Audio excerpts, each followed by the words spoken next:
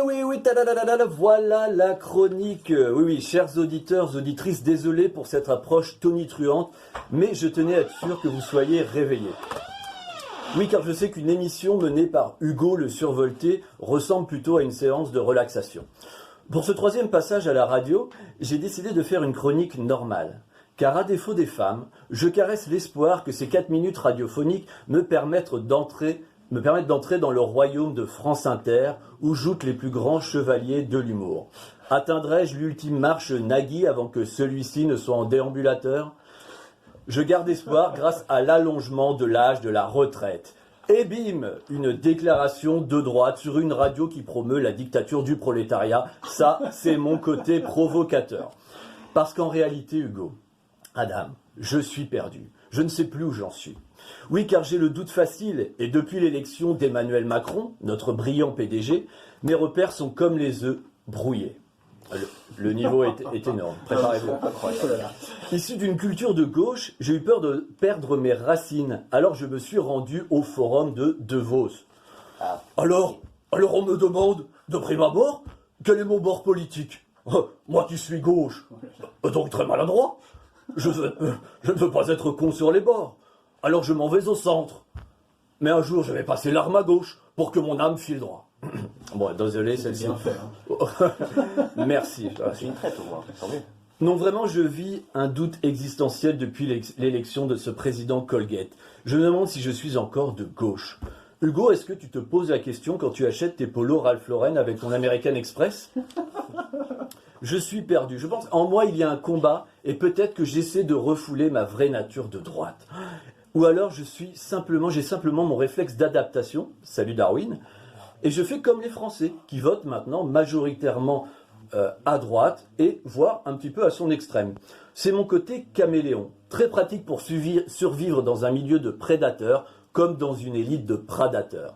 Et comme il est bon de retourner sa veste au bon moment, c'est ma tendance à féliciter les vainqueurs, quelle que soit leur couleur. J'aurais fait un excellent français à une certaine époque. Bravo. Non, je suis pas de droite, c'est pas possible, c'est la honte. Heureusement, j'ai un rempart, l'écologie. Parce que Manu, lui, son kiff, c'est la croissance.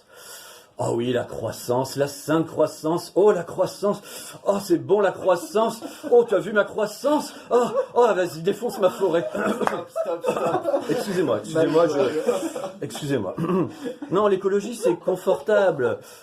Et quand je vois l'inertie face à la bombe environnementale, l'effondrement du vivant, et surtout, la fin de mon confort, eh ben, ça me met hors de moi.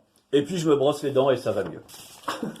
Non, c'est plus possible, Hugo, il me faut trouver la paix. Et tu sais quelle est la voie ?